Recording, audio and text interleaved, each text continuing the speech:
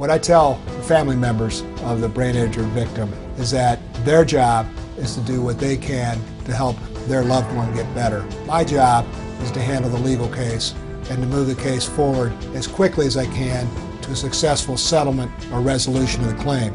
Dan and myself have handled these brain injury cases now for many, many years. And as part of that, we have both been very active in not only the Brain Injury Association of Indiana, but also the Brain Injury Association of America. We've also been active in the Traumatic Brain Injury Litigation Group with the American Associations for Justice.